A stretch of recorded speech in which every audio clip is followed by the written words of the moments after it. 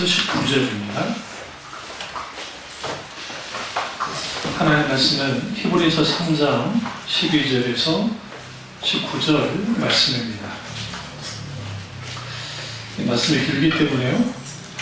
12절에서 13절 말씀만 보겠습니다. 형제들아, 너는 삼가 혹 너희 중에 누가 믿지 아니하는 악한 마음을 품고 살아계신 하나님 앞에서 떨어질까 조심할 것이요, 오직 오늘이라 일컫는 동안에 매일 피차 권면하여 너희 중에 누구든지 죄의 유혹으로 완고하게 되지 않도록 하라. 아멘. 말씀 제목은 오늘을 믿음으로 살라라는 말씀입니다. 오늘을 믿음으로 살라라는 말씀입니다. 우리가 신앙생활하면서 어떨 때는 아주 내가 믿음으로 깨어있을 때가 있고, 어떨 때 믿음의 바닥일 때가 있습니다. 분명히 성경은 하나님 믿는 그리스도인은 어제의 믿음으로 사는 것이 아니라 오늘의 믿음으로 사는 자라고 분명히 말합니다.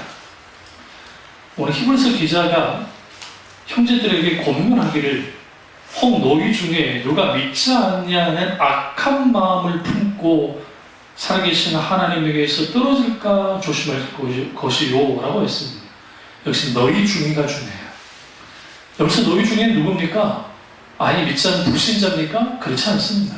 그리스도인입니다. 하나님을 믿는다고 하는 그리스도인들 중에 하나님에게서 떨어질까 조심해라. 그 하나님은 어떤 하나님이냐?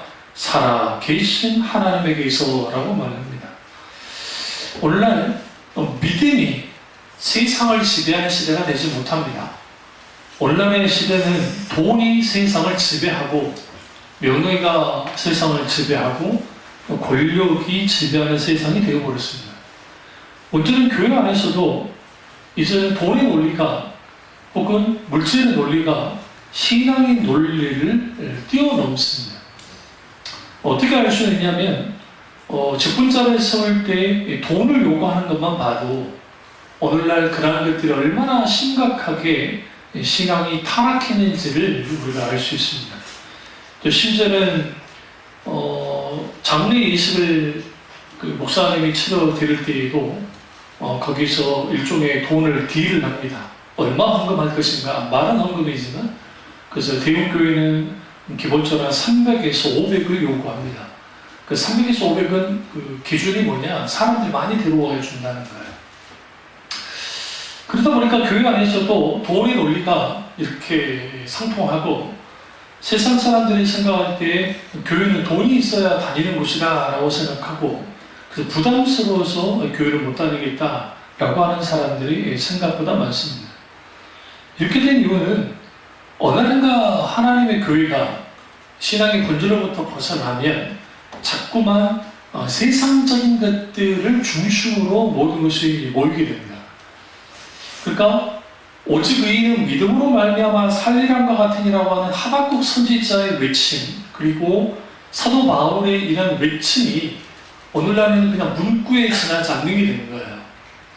예수 믿는 사람은 믿음으로 사는 겁니다. 물론 우리는 먹고 살기 위해서 돈이 있어야 되고, 분명히 우리는 뭔가를 먹고 삽니다. 그럼에도 불구하고 예수 믿는 사람은 믿음으로 말미암아 살아야 됩니다. 그러나 그 믿음으로 말미암아 산다는 것은 종교교육 때, 500년 전에 있었던 종교교육 때 있었던 그런 어떠한 표에 불과하고, 오늘날에는 믿음으로 말미암아 살리라고 하는 것이 이제는 먼 나라 이야기처럼 되어버렸다는 거예요. 한국교회는 하나님의 놀라운 부흥의 역사가 있었기 때문에 그 크신 하나님의 놀라운 부흥의 역사 속에서 많은 하나님을 향한 경험, 그리고 하나님의 역사를 맛봤었습니다. 그런데 그것은 어제의 일이었습니다. 문제는 오늘의 하나님이 얼마나 우리 한국교회에, 또 참여중앙교회에 역사하고 계시는가, 그리고 하나님의 사람이 얼마나 하나님을 경험하는 삶을 살고 있는가가 아주 중요합니다. 성경을 보면 여호수아와 이스라엘 백성이 여리고성에서 대승을 얻었습니다. 이거는 상상할 수 없는 대승이었습니다. 후에 고고학자들이 여르고성이 정말 이게 성경의 내용이 사실인지 아닌지를 알기 위해서 여르고적을 발굴을 했습니다. 발굴을 하다 보니까 실제로 나왔는데 이상한 점을 발견했습니다. 어떻게 이상한 점을 발견했냐면 그 성이 그러니까 성벽이 이렇게 있으면 성벽이 밖으로 무너지는 게 아니라 안으로 무너져 있는 거예요. 그러니까 지진이 나면 일반적으로 지진이 나면 그냥 마구잡이 넘어질 거잖아요. 밖으로도 넘어지고 안으로 넘어지겠죠. 그런데 이상할 정도로 다 안으로 넘어져 있는 거예요. 이걸 무슨 일인가? 성경에 하나님께서 여리고성을 어떻게 했다 했어요? 무너뜨렸습니다. 그런데 이스라엘 백성들의 지금 성을 둘러싸고 있잖아요. 여리고성이 굉장히 큽니다. 여러분 상상 이상입니다. 그게 밖으로 넘어져 봐야 누가 당할 수 있어요? 다칠 수 있어요. 자칫 잘못하면 이스라엘 백성들이 다칠 거 아닙니까? 그러니까 하나님은 그것까지 다 생각하셔서 무너뜨립니다.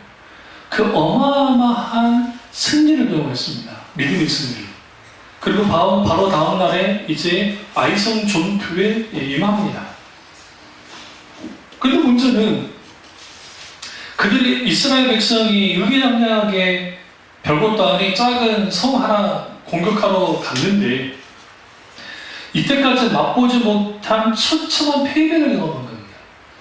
우리는 여리고성 전투가 광야 2세들의 첫 전투라고 생각하면 큰 오산인 게 그들이 가나안 땅에 들어오기 전에 하나님의 명령을 받고 곡과 옥을 다 칩니다. 그러니까 주위에 있는 그 가나안 족속을 도울 만한 족속들 먼저 하나님이 깨부시게 해요. 그래서 싸움이 있었어요, 이미. 그러니까 전쟁 경험이 있었단 말이에요. 여리고성만 전쟁 경험이 있는 게 아니라 그 전에 이미 전쟁 경험이 5년 이상 싸워왔어요. 그런 상황에서 아이성 전투에 나간다는 것은 그들에게서 그렇게 큰 문제가 아니었습니다. 그런데 그들이 깨졌습니다. 어제의 믿음의 승리가 오늘의 믿음의 승리를 보상해 주지 못했습니다. 이게 오늘날 성경에서 말하는 오늘의 믿음으로 살아야 되는 이유를 말하는 겁니다. 오늘날 많은 나이든 신앙 연조가 많은 교인들이, 성도들이 과거의 하나님의 역사를 기억하면서 하는 사람들이 많습니다. 내가 소실적에 하나님 이렇게 역사했어. 나는 환상도 봤었고 이런 역사도 경험했고 이런 거 있었어. 그걸 다 한 번쯤 경험하고 마는 거야? 근데 지금은 식어지고 하나님 경험은 고사하고 하나님의 음성을 듣는 것은 고사하고 하나님과 친밀한 교제도 고사하고 어떤 것도 없는 내 신앙의 자취 속에서 과거의 향수만을 생각하면서 교회를 다니는 사람들이 생각보다 많다는 겁니다. 이게 오늘날 이게 문제인 겁니다. 왜 이런 일들이 벌어지냐면 믿음은 ing, 진행형입니다. 믿음은 멈출 수 없습니다. 믿음이 멈추는 순간 믿음은 더 이상 쓸모없게 됩니다. 그렇기 때문에 우리는 오늘을 믿음으로 살아야 되는데 어떻게 믿음으로 살 것인가가 우리가 아주 중요한 거예요. 그러면 우리 이걸 또 하나 알아야 됩니다. 광야 이스라엘 백성들이 광야로 들어가기 전에 이집트를 탈출해서 홍해를 육지같이 건넜습니다. 그리고 또 여리고성도 무너졌습니다. 그러나 어제의 승리가 있었다고 해서 그리고 오늘의 승리가 보장되지 않는 상황이 되어졌기 때문에 이스라엘 백성들은 늘 믿음의 승리 그리고 믿음의 실패를 왔다 갔다 합니다. 우리도 똑같아요. 어쨌든 믿음으로 승리하지만 어쨌든 믿음을 승리하지 못하는 우리의 모습이 이제 드러납니다. 그런데 우리가 구약 성경을 쭉 보시면 출애굽기를 쭉 보시면 그리고 히브리서를 보시면 이스라엘 백성이 믿음으로 40년 동안 하나님 앞에 오늘처럼 살았다라고 말하지 않습니다. 오히려 그들이 하나님을 뭐했고 대적했고 그들은 불신앙 가운데에서 40년의 어떤 그 시간을 허비했다고 성경을 합니다. 광야 40년은 이스라엘 백성들의 불신앙의 모습을 드러내고 있습니다. 불신앙의 결과는 기나긴 방황의 40년이었습니다. 그럴 때 우리는 뭘 이걸 또 어떤 교훈을 얻어야 되냐면 우리는 날마다 하나님을 신뢰하는 법을 배워야 돼요. 날마다 함께 살아가는 법을 배워야 되고 날마다 하나님께 반응하는 법을 배워야 되고, 하나님 그분과의 관계 속에서 내가 내세울 수 있는 것은, 내가 무엇을 내세우고 나갈 것인가? 우리 믿음입니다. 그래서 히브리서 기자가 오늘이라고 일컫는 동안에 라는 표현을 씁니다. 이게 굉장히 독특한 표현이에요. 오직 오늘이라 일컫는 동안에 매일 피차 권면하여. 그러니까 오늘, 지금 이 오늘에 뭐 해야 되느냐? 성도 간에 피차 권면하는 것. 그러면서 어떻게, 뭘 권면하는 겁니까? 죄의 유혹에 완고해지지 않도록 뭐 하는 거예요? 권면해라 라는 거예요. 15절 보세요. 히브리서 3장 15절. 성경에 일렀으되 오늘 너희가 그의 음성을 듣거든 격노하게 하시던 것 같이 너희 마음을 완고하게 하지 말라 하였으니, 여기서 오늘 너희가 그의 음성을 듣거든에 집중하셔야 돼요. 하나님 음성은 언제 듣는 거예요? 내일 듣는 거예요? 아니요, 오늘 듣는 거예요. 지금 듣는 거예요. 그러면 여기서 오늘 모세에 대해서 말합니다. 16절에 듣고 격노하시던 자가 누구냐? 모세를 따라 애굽에서 나온 모든 사람이느냐? 모세를 따라 나온 자들이 하나님의 음성에 귀를 기울이지 않았습니다. 당연히 그러다 보니까 그들이 뭘 놓쳤냐면 오늘 믿음으로 사는 삶을 놓쳐버린 겁니다. 우리는 미래의 지향적인 삶을 사는 게 아주 중요합니다. 그럼에도 불구하고 우리가 알아야 돼요. 믿음의 방향성이라는 것은, 믿음은, 잘 들으세요? 믿음, 소망, 사랑은 세 가지가 같이 갑니다. 원래 같이 가야만 합니다. 그래서 믿음이라고 하는 것도 소망은 내일에 대한 어떤 그 비전이잖아요. 그러니까 그런 것들이 있어요. 그런데 동시적으로 우리에게 요구된 게 뭐냐면, 내가 믿음이 있는데 그 믿음이 계속적으로 미래적이라고만 하면, 계속 우리는 이런 분들 있잖아요. I can do, you can do. 우리는 꿈을 갖고 희망을 갖고 우리는 내일의 영광을 위해서 살아갑시다 하잖아요. 그거 좋긴 한데, 믿음은 철저하게 우리의 그 믿음의 영적인 미래를 향하긴 하지만, 그것을 어떻게 끌고 나오냐면 오늘 현재로 끌고 들어오는 게 믿음이에요. 그래서 믿음은 바라는 것들이 실상이요 보지 못하는 증거니 선진들이 이루어서 증거를 얻느니라. 여기서 믿음은 바라는 것들, 바라는 것이 뭐냐면 영어로는 hope라는 게 있어요. 희망 혹은 소망. 소망한 것들의 실상으로 나타나게 하는 게 믿음입니다. 다시 말하면 믿음은 철저하게 미래적인 것들을 오늘의 것으로 끌어들여서 그리고 그렇게 살아가는 것이 믿음입니다. 그래서 아브라함이 갈바를 하지 못하고 나왔을 때도 그는 어느 곳에 갈지는 모르지만 이미 하나님의 약속하신 땅에 들어가는 것을 간주하면서 간 거예요. 아직 나는 갈바를 하지 못해 어디인지는 모르지만 믿음이라는 것이 허무맹랑하게 막 그러라는 게 아니라 확실하게 하나님의 약속이 있으면 그 약속을 붙들면 그것이 내일의 약속이긴 하지만, 믿음은 어떻게 반응하냐? 오늘 지금의 약속으로서 받아들이면서 확신하면서 가는 거예요.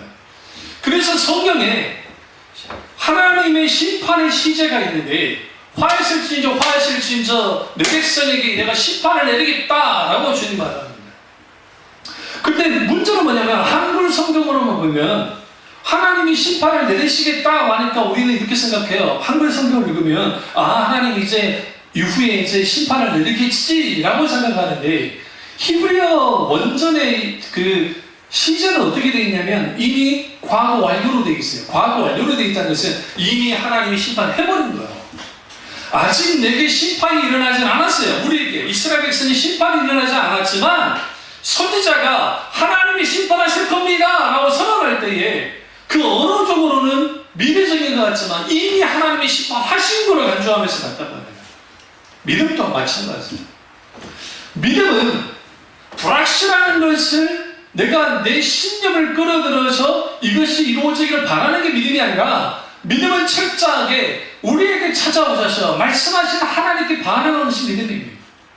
근데 그것이 우리에게 이루어지지 않았어도 성령께서 우리에게 비추시고 조명하셨을 때 그것이 확신되어지고 신뢰되어지면 이미 그것을 이루어진 것으로 강조하고 나가는 거예요. 그것이 오늘 그렇게 나아갈 때 오늘의 믿음의 역사, 오늘의 믿음을 살아갈 때 오늘의 하나님의 역사가 나타난다는 거예요. 이것을 뭐라고 표현했냐, 헨리 브루가 목사님이 현재적으로 하나님을 경험하는 삶이 되어요. 오늘의 하나님을 경험하는 삶. 하나님을 날마다 하나님을 경험하는 삶을 살아야 오늘의 믿음으로 살 수 있어요. 오늘 이게 무너졌습니다. 한국교회. 너무나 많은 경우에 무너져 버렸습니다.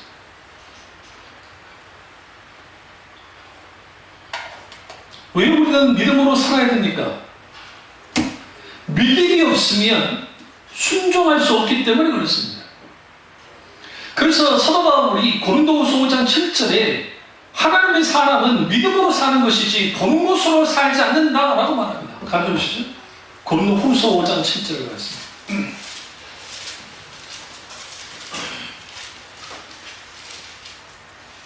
이는 우리가 믿음으로 행하고 보는 것으로 행하지 아니함이로다.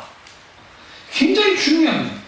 우리는 믿음으로 행하는 사람이지 보는 걸로 행하는 사람이 아닙니다. 우리가 어떤 일을 해나갈 때에 현실이 내가 원하는 대로 움직여주면 얼마나 좋겠어요. 그런데 이 세상은 그렇게 넉넉하지 않습니다. 실제로. 네, 이게 참 힘들게 벌어집니다. 그럼 우리는 곧장 뭐부터 하느냐? 우리는 계산기 두들깁니다. 내가 이거 계산기 뜯어보고 그러나 내가 도움을 요청할 수 있는 사람이 있는지 없는지까지 다 계산하면서 다 하고 난 다음에 하나님께 가지고 나와서 하나님 이거 해주십시오. 하나님 해주십시오. 아니면 어떤 사람 이런 사람들 있죠. 먼저 하나님께 기도하는 거예요. 하나님 저 사람을 마음을 돌리셔서 하나님 내가 할 때 그의 마음 가운데서 역사하게 해주십시오. 그렇게 기도하는 게 오늘날 한국교회 보편적인 일들이에요. 그게 말은 하나님 의지한다고 하지만 누구 의지해요? 그 사람 의지해요. 하나님 그런 기도 받지 않아요. 제 밑에서 신앙생활 했다고 한다면 그 정도 나실 거예요. 저도 똑같아요. 저도 사람인지라 그 사람을 의지하는 마음이 있잖아요. 그러면 하나님이 절대로 역사하나요. 이번 주 그 건물주 추가심사한테 전화가 갑자기 왔어요. 갑자기 올게 왔구나. 아이씨, 또 얼마 올려주려 할까. 그게 다행히 그건 아니었고, 이제 그 어르신이 돌아가셨는데, 이게 우리 뭡니까, 서류 있잖아요. 우리 같이 작성했던 서류가 너무 오래돼가지고 세무사에서 이거 오해하겠다고 그쪽에서 그러니까 다시 좀 작성해주면 안 되겠냐고. 이 강조하라고 나한테 그대로 할 거니까요. 네, 그대로 할 거니까요. 제가 예, 그대로 할 거니까요. 예, 감사합니다. 안 그래요. 갑자기 뜬금 전화 왔으니까. 그래서 참 그 생각하면서 주님 언제 내게 건물을 주시겠습니까? 그 건물을. 그러니까 그런 거죠. 그러면 그게 우리도 모르게 참 그렇습니다. 계산이 또 들려요. 근데 그거는 앞에 안성 목사 누구나 다 똑같아요. 그럴 수 있어요. 근데 문제는 뭐냐면 그러고 끝나면 안 돼요. 내가 계산기 두드려봐도 안 되면 뭐 하겠어요? 하나님 바라봐야죠. 세상 사람들은 바라볼 사람이 없으면 절망하지만 우리는 하나님 바라보잖아요. 근데 선배 목사님 거기 1억 5천의 헌금을 누가 할 줄 알았겠어요? 생각해보세요. 여러분 1억 5천이 쉽습니까? 여러분 생각은? 1억 5천을 헌금해라는 게 여러분 생각한 만큼 쉽게 헌금할 수 있는 돈이에요. 이게 정말 강남에 잘 나가는 사람도 쉽지 않을걸요? 제가 신학생 때 구기에 있는 우리 비닐하우스에다가 검정 뭡니까? 텐트는 아니고 천 비슷한 걸로 가거물비식으로 주변에서 여자 전도사님이 이제 기도원을 하셨는데 그분을 좀 친구들이랑 좀 아는 게 있어가지고 거기 가서 기도하면서 했거든요. 그때는 아예 이제 커 벌판일 때예요. 우리가 그게 발전 안 될 때, 90년도 초니까. 그러니까 별로 발전 안 됐을 때인데, 이제 그랬을 때, 전도사님이 그렇게 하나님 앞에 기도하는데, 오늘 어떤 집사님 한 분이 찾아오셨다는 거죠. 알지도 못하는데. 왜 오셨어요? 무슨 일이신가요? 글자가 무슨 일이 있었냐면, 구청 직원들 와서 늘 깨우시는 거예요. 불법 건물이니까. 나무 땅이니까. 응? 그러니까 이제, 전사님은 그래도 이제, 기도 재단을 쌓으려고 하는데, 계속 늘 울고, 부셔져 있고, 포크레인 와가지고 밀어붙여버리고, 다시 또 주고, 보수 좀 하고, 또 저도 가서 같이 돕고 막 그러는데, 그러면서 하나님을 보면서 기도하는데 답이 안 나와요. 어느 날 그 당시 어떤 여자 집사님 한 번 오셔서 4천만 원을 헌금하고 있어요. 91년인가 되는데, 90년인가? 90년대인데, 90년대에 4천만 원이면 지금의 가치로 따져 1억 넘을 겁니다. 유명하게. 가치로 따졌을 때. 그러니까 그 돈을 헌금하고 있어요. 그러면서 왜 하셨어요? 그러니까 하나님이 알지도 못하는 저기 있는 그 여자 전도사가 고생하는데 가서 헌금해라. 그분이 사업을 하셨던 분인데, 하나님, 이 피 같은 돈을 내가 알지도 못하는 게 왜 합니까? 나 하려면 아는데 하랍니다. 그냥 아는데 하는 게 좋지. 모르는데 하는 게 아니다. 그 딸이 너무나 필요하다. 그래서 그 헌금을 받아서 그 근방에 있는 이제 상가로 이제 기도원을 옮긴 거예요. 비록 지하이긴 있지만 그래도 훨씬 낫죠. 방도 꾸미고 하면서 더 이상 구청 공무원들한테 매 맞고 피눈물 흘리지 않으면 우리가 그런 걸 보면서 뭘 할 수 있냐면 매 순간순간 우리는 우리의 계산기에 떠들고 있다고 해서 하나님이 도와주는 역사는 절대로 있지 않습니다. 저희 선교 목사님이 몇 번이고 돈을 벌 수 있는 기회가 있었어요.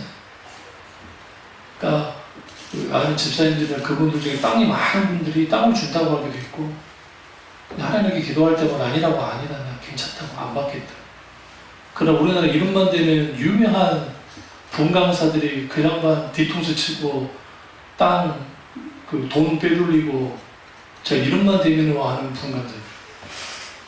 그래서 그분의 남편이 이혼을 했는데 그 남편이 칼 들고 다니면서 목사를 다 찔러 죽인다. 다행히 그 양반은 칼 찔리지 않았어요. 안 받았으니까. 오히려 그 남편이 그 목사님과 대화하면서 모든 걸 털어놨어요. 그 목사님 같은 목사님이 계시기 때문에 제가 우리 아이들 교회 나가는 것까지 막지는 않습니다. 저는 교회를 안 다니지만. 그러니까 하나님은 그걸 통해서 아주 어려울 때예요. 그 교회가 아주 어려울 때인데 하나님은 그걸 통해서 장막을 옮기게 하고 역사하게 하고 역사하고 하면서 이렇게 이루잖아요. 그게 오늘의 하나님의 역사 속에서 우리가 우리의 계산을 딱 내려놓으면 하나님의 방법을 통해서 하나님의 역사를 해요. 제가 여러분이 아직 우리 교회에 있던 일들을 대충 아시겠지만 그 여러 가지 이야기하면 여러분들도 놀랄 정도로 하나님이 어떻게 하셨던 게 생각보다 많아요. 근데 왜 그렇게 되어지냐면 우리의 계산을 늘 넣으면 우리는 믿음으로 못 살아요. 내 생각과 내 계획으로 살지. 우리 광주 형이 노이로제가 걸린 게 모르는 전화번호 너무 많이 날아와요. 아는 전화번호가 날아와도 이게 고민이야.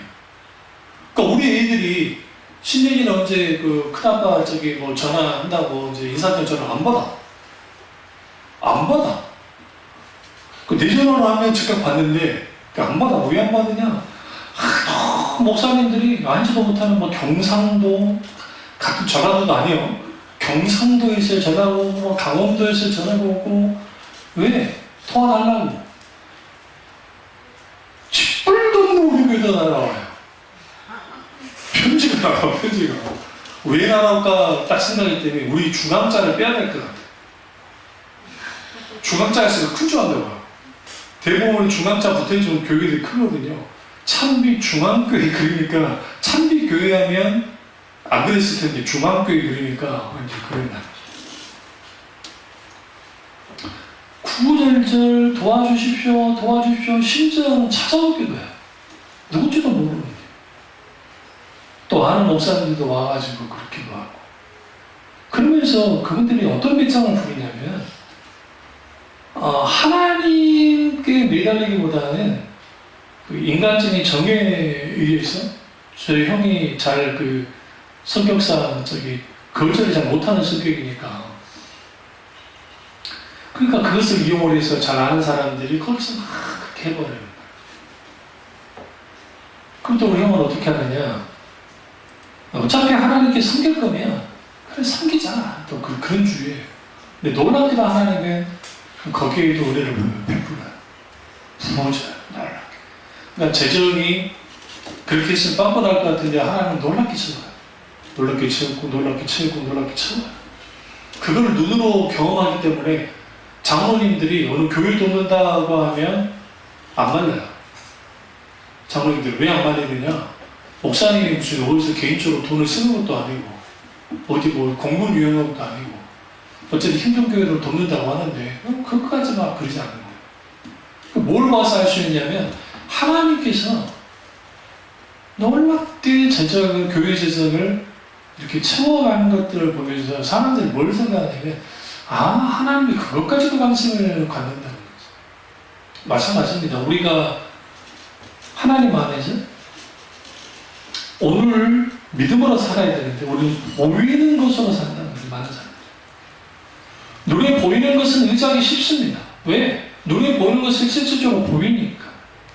그럼 문제는 뭐냐면 그리스도인이 환경을 의지하고 사람을 의지하고 물질을 의지하고 자기 자신의 어떤 것을 의지하고 나아갈 때에 거기에는 믿음으로 말미암은 삶을 불가능합니다. 그래서 오늘을 믿음으로 산다는 것은 구체적으로 우리가 뭐가 필요하냐면 과거, 현재, 미래의 관점에서 각각 생각할 필요가 있어요. 믿음의 관점. 첫째는 과거에 집중해 볼 필요가 있습니다. 과거 일들이 이미 지났기 때문에 육신의 눈은 보이지 않습니다. 과거에는 우리의 기억 속에 나와 있습니다. 혹은 상처로도 나와 있을 겁니다. 그런데 우리가 이 과거에 있었던 어떤 것들이 있을 때에 그게 믿음의 발자취이든 불순종의 발자취이든 우리는 거기서 교훈을 얻어야 돼요. 고라의 후손이 고라가 모세의 사촌인데 고라가 반역을 일으키면서 모세를 죽이고 자기가 지도자가 되어 있습니다. 설교 보시면. 그래서 하나님의 진노가 얼마나 대단했냐면 그들을 다 죽여버립니다. 하나님께서 직접. 그만큼 하나님의 진노가 불가했습니다. 그러나 하나님께서는 그 자녀들까지 다 죽이지는 않았습니다. 그 당사자들을 다 죽이셨어요. 그리고 모세도 그 자녀들에게 연좌죄를 묻지 않았습니다. 그리고 세월이 지나갑니다. 오늘은 그 고라의 자손 하면 이제는 좋은 글씨가 써져서 그 사람들은 반역의 족속 그렇게 생각할 거 아닙니까? 대부분이. 이완용의 자식들이 이후에 만약에 지 할아버지가 지 아버지가 그랬다 할지라도 뒤에라도 정말 사회사업을 잘하고 막 그렇게 해서 정말 진짜 참여하는 삶을 사는 모습을 보여주면서 했다면 그 이완용이 저지른 거야. 그 이완용이 저지른 거지만 그 손주까지 묻진 않았을 텐데 그 손주들은 뭐합니까? 다 호의호식하면서 그렇게 살아가는 거 아닙니까? 고라의 자손들은 달랐습니다. 그들은 웅크리고 살았어요. 사실 숨도 못 쉬고 살았어요. 그러나 그들 이후에 몇백 년이 지나고 난 다음에 그 고라의 자손들이 철저하게 하나님 편에 섭니다. 그들이 하나님 편에 서면서 과거의 불순종의 자취들을 다 지워나가요. 완벽하게 줍니다. 그리고 그들은 철저하게 하나님 편에 서고 그들의 자손들도 하나님 편에 서요. 그래서 하나님이 그들을 인정해 주십니다. 이제는 더 이상 누구에게는 이후에 사독이 나오긴 하지만 사독이라는 사람이 우리가 잘 아는 모세의 형이었던 대제사장의 가문에서 나온 그런 것들을 하나님 다 피해버렸어요. 왜? 그들이 타락했기 때문에. 그래서 우리는 과거의 내 신앙을 딱 들여다보십시오. 과거의 믿음의 정성기가 있었을 수도 있고 과거의 불신정의 어떤 자취들이 있을 겁니다. 우리 이걸 통해서 교훈을 얻어야 돼요. 그러면서 우리는 해야 되느냐면 과거의 잘못된 것들을 지워나가야 되고 오늘 지워나가야 되고 그리고 과거에 잘됐던 것들은 옳았던 것들은 계승해야 돼요. 이건 뭐냐면 리폼드 처치라는 표현이 거기서 나오는 거예요. 개혁교회. 리폼드라는 것은 개혁하다는 거예요. 바꿔나간다는 거예요. 여기서 개혁하다는 게 새로운 걸 만들어낸다는 게 아니라 과거의 것들을 청산하면서 과거의 것들을 다시 하나님의 뜻대로 회복하면서 성경으로 돌아가는 것이 뭐냐? 리폼드 처치 혹은 리폼드 페이스 신앙, 개혁 신앙이에요. 그러니까 우리는 과거에 내가 하나님과의 관계 속에서 정말 치밀한 교제와 놀라운 하나님 은혜가 있었다면 우리는 그 신앙으로 돌아가야 돼. 내 불신종에 있었던 과거에 있다가 그런 게 있었으면 그걸 반드시 청산해나가야 돼.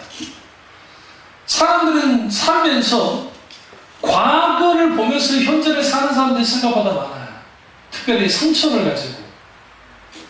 과거에 우리가 어떤 상처를 입었어요? 근데 그 상처가 계속 상처가 남아요. 그래서 그것이 우리는 오늘의 삶을 살지만 그러나 계속 과거를 보면서 하는 거예요. 그 상처가 더 심해요. 그러다 보니까 사람이 계속적으로 뭐 하게 되느냐? 치명적으로 과거의 덫에 걸리는 거예요. 오늘날의 스트레스병, 여러분 막 어깨 같은 거 아픈 거 이런 게 우리 생각할 때 막 물리적으로만 있을 것 같잖아요. 그렇지 않아요. 스트레스 속에서도 나타나요. 요즘 재활의학과 같은 데서 연구를 막 하잖아요. 하다 보면 분명히 다 찍어봐도 나타나지 않아요. 그러니까 뭐 괜찮아요. 그거 나쁘지 않아요. 그런데 이상하게 아파요. 현대의학이 그 전까지는 그 이유를 몰랐는데 후에 보니까 인간이 받는 스트레스나 어떤 상처나 이런 것들을 계속 가지고 살잖아요. 가지고서는 그게 몸에도 촉발해져요. 어떤 사람이 팔이 잘렸어요.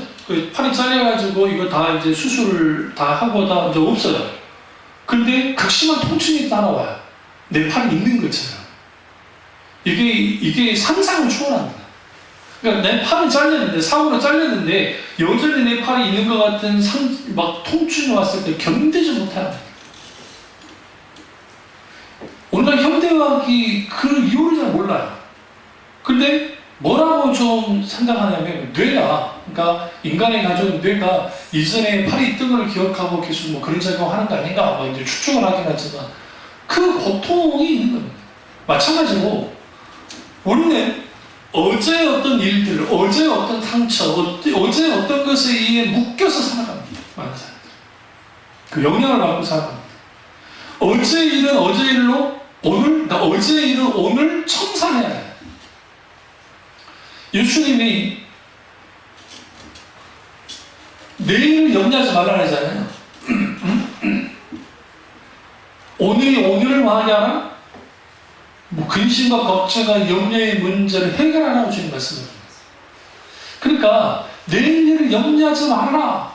한날의 결혼은 오늘이 족하니라 할 때 오늘이 족하다는 표현이 오늘 막 근심 걱정이나 그런 말이 아니에요.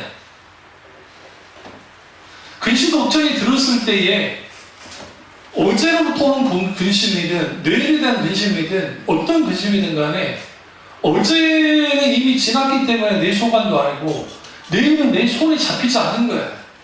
그리고 오늘인데, 오늘 이번에 좀 한국 개혁판에 분류를 잘 해놨는데,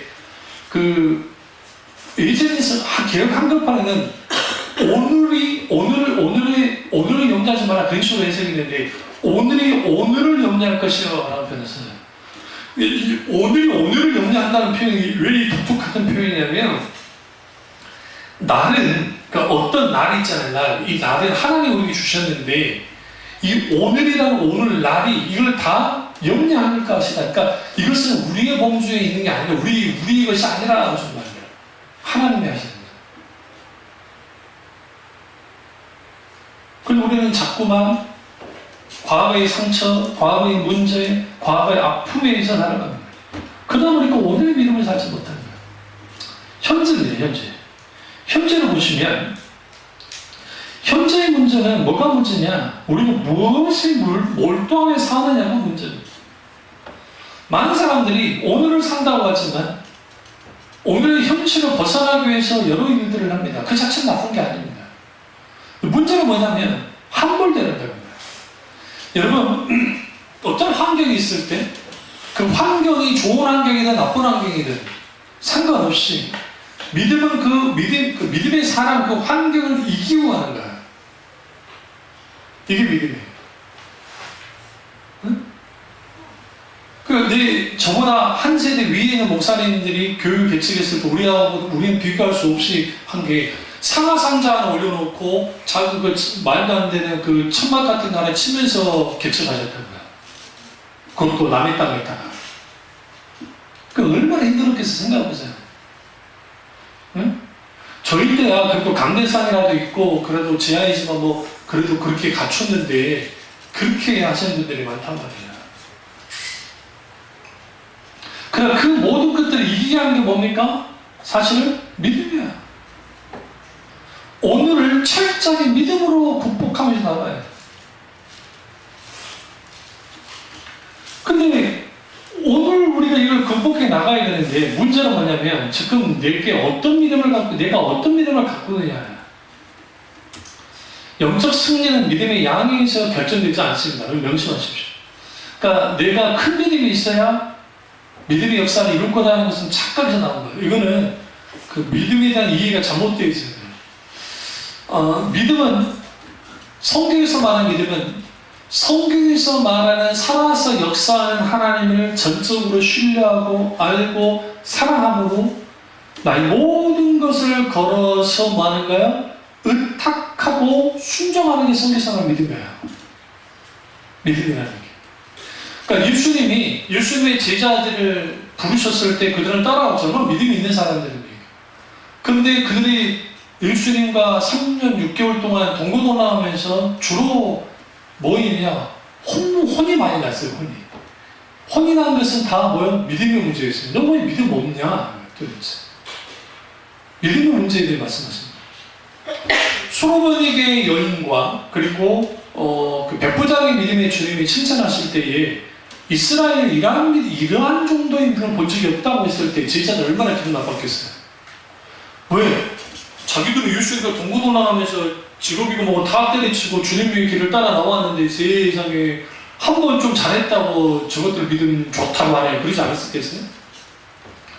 여기서 중요한 게 주님이 그 믿음을 인정할 때는 이거예요. 과거에 아무리 대단한 믿음이 있었고 믿음적으로 어마어마한 청사진이 있다 할지라도 오늘 내가 믿음에 의한 삶을 살지 않으면 아무것도 안 해요. 오늘은 요즘에 좀 덜하지만 저는 또 노예에 가다 보면 교회마다 그 목사님의 목회 방식이 잘 드러나는데 앞에 그 플래카드에 뭐라 쓰냐면 500석 3천 송도를 하나님 붙여주시오 하면서 500석 좌석에 3천 송도 아니면 1만 5천 막 그런 게 예전에는 그게 비일비재했어요. 왜 그러느냐? 사람이 뭔가를 이룰 때는 그림을 그리더라도 호랑이를 그리자는 거예요. 그러니까 포부와 꿈을 크게 갖자는 거죠. 그래서 큰 포부와 큰 비전을 가지고 하나님 앞에 기도하면서 나아가면 못해도 뭐는 할 수 있다? 고양이 정도의 결과가 나온다는 거예요. 우리 그를 바라보면서 우리가 믿음으로 밀어붙입시다 라는 게 이게 적극적 사고 방식 번영주에서 나오는 아주 싸구려적인 이 잘못된 형태의 변질된 믿음의 모습인데 그걸 가지고 기도하면서 막 새벽 기도하고 하나님 멸쳐서 주시고 매 교인을 주시고 우리 그런 거 안 하죠. 주시옵소서. 사람들이 동교부여하는 것 자체까지는 좋은데 주시옵소서 막 그러는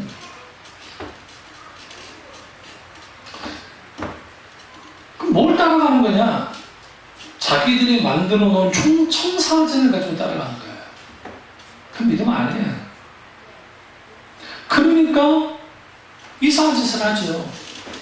강남에 있는 교회예요? 여기까지 왜 전도지를 불러요? 초대교회. 응?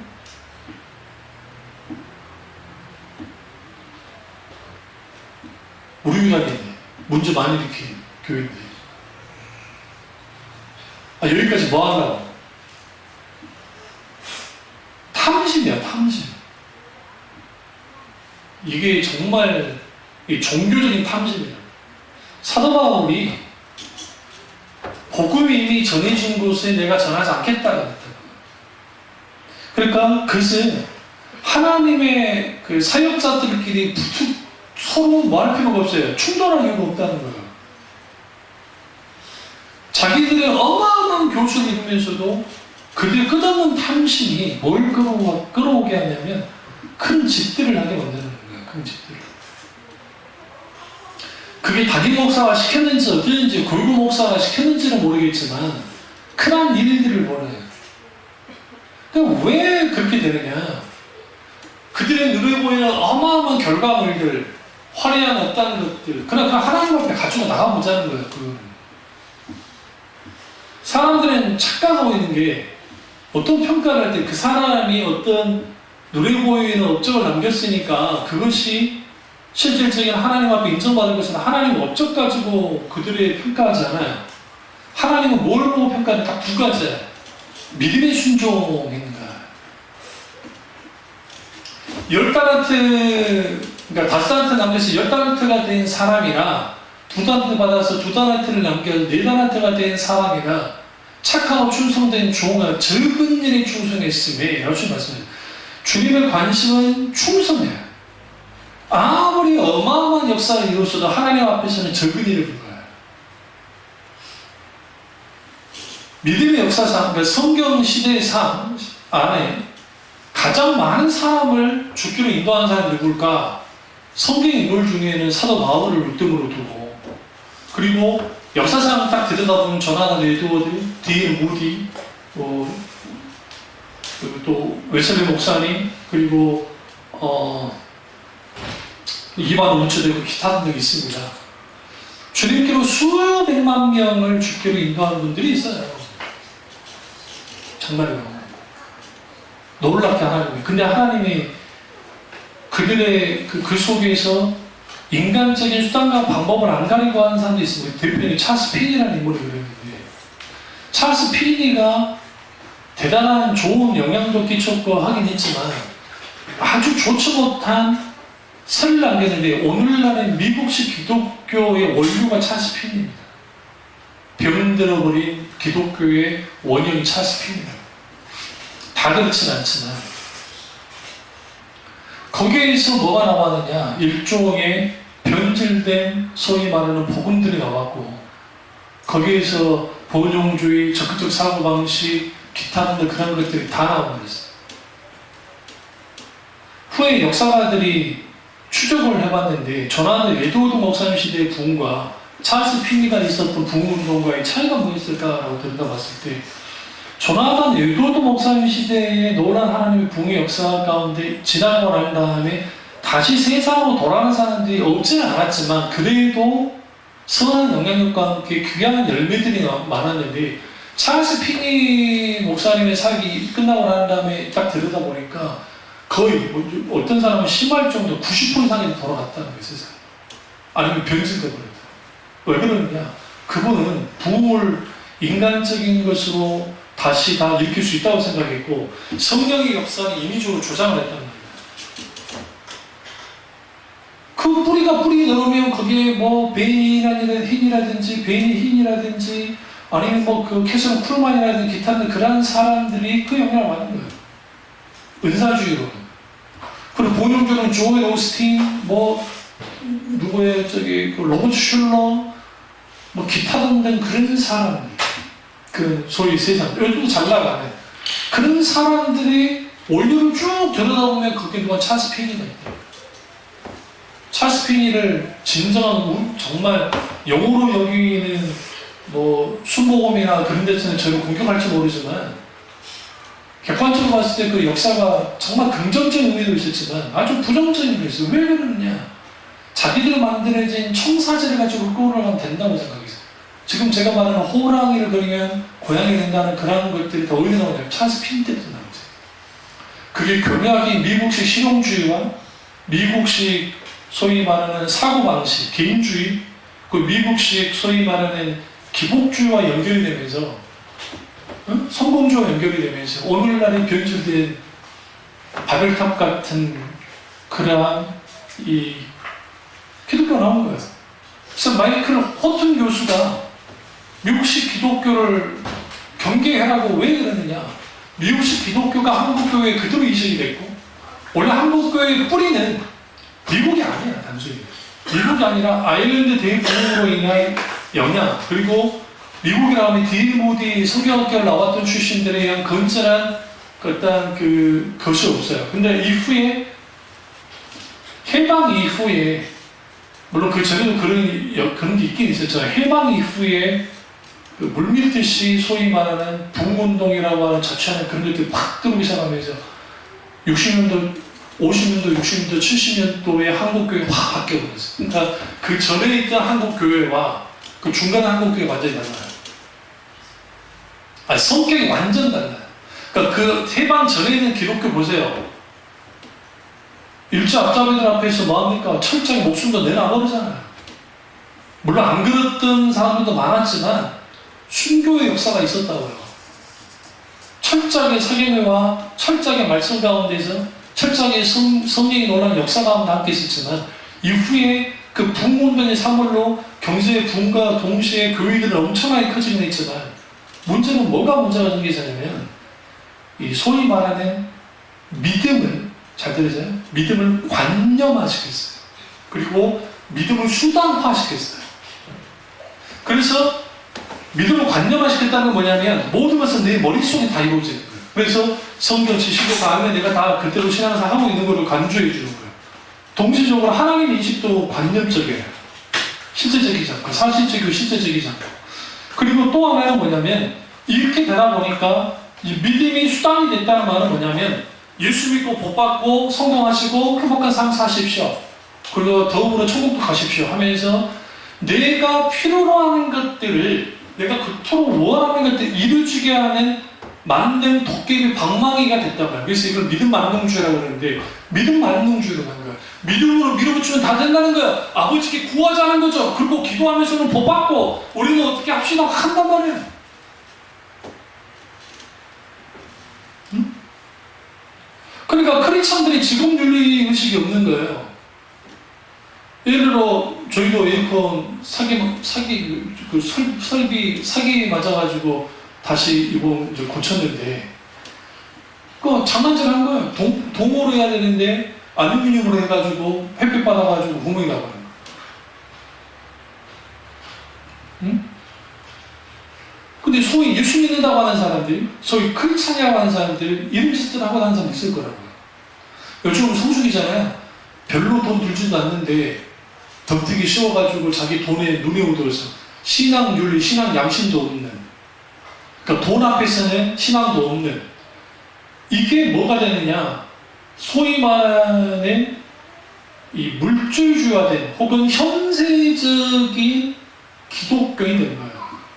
영원한 하나님의 나라에 대한 관념이 없기, 어떤 관념이 아니라 하나님 나라에 대한 소망이 없기 때문에 오늘날 내가 이 세상에 복받아요. 그러니까 적당히 사람들 뒤통치는 거예요. 별로 크게 돈 들지 않고 그게 살짝만 숨으면 되는데 덤탱이로 돈을 요구하기도 하고.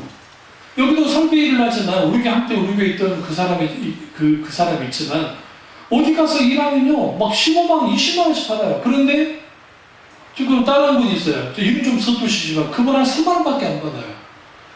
같은 일을 하는데 이분은 3만 원을 받고 이 사람은 뭐 10만 원 이상을 딱 풀어버려요. 모르는 사람 당하죠. 근데 이런 사람들이 그 두 사람 중에 누가 하나님 앞에 아문다고 그러는 거예요. 적정한 선에서 거기서 하는 사람들이에요. 근데 근데 뭐 환상을 보네, 뭐 은사를 맛봤네, 또 돌아다니면서 뭐 전도하러 돌아다닌다고 예수 믿으라고 웃기는 소리 하지 말라 그래요. 그 일을 하면서 진정한 기독교인으로서 분명하게 드러내야 돼요. 말이 아니라. 그럼 왜 그러냐? 하나님의 자기 수단으로 여기니까. 수단으로 여기면 오늘 믿음으로 절대로 안 살아요. 믿음 흉내내 살아요. 조심해야 되는 게 말로 신앙생활 하는 사람도 있어요. 하나님의 행동의 언어를 봐요. 말로는 정말 홀리해. 말로는 정말 대단한 것 같아요. 그런데 실제로 그 사람을 들여다보면 그 사람의 사는 삶, 행동, 라이프 스타일 딱 들여다보면 그렇지 않다면 그 사람은 믿음이 정말 문제가 있는 거예요. 정말요. 이런 사람들이 오늘날 교회 안에 생각보다 많이 들었어요. 왜 그러냐면 믿음의 지배를 받지 않으면 사람은 필연적으로 세상 것의 지배를 받아요. 인간은 창조할 때부터 절대적인 의존하는 정도로 창조됐어요. 하나님만 의존하고. 근데 하나님을 떠나면 하나님이 아닌 다른 것을 의존해요.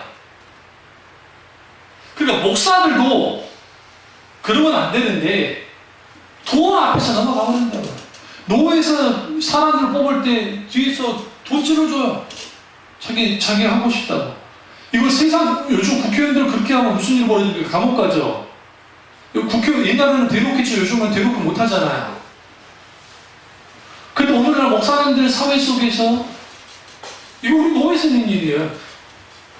부끄럽게도.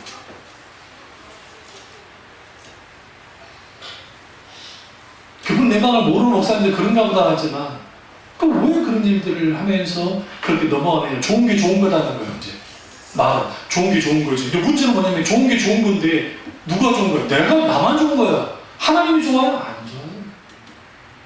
그렇지 않아요. 늘 말씀드리지만 적당히 손해보면서 하는 사람들이에요. 무슨 말인지 아세요? 일부러 손해볼 것까지는 없지만 예수 믿는 사람들은 적당히 손해보면서 사는 사람들이에요. 누구 때문에? 예수님 때문에 적당히 손해보면서 살아야 돼요. 근데 이 세상의 기독교가 어떻게 바뀌어났냐면 예수 믿고 적당히 손해보는 게 아니라 엄청나게 뭐 하는 거예요? 이익을 보면서 살아야 된다라고 가르쳐놓은 거예요. 그러니까 자기 십자가를 지고 자기를 부인하는 삶에 대한 것은 전혀 없어요. 손에 쥐어야 돼요. 쥐어야 돼요.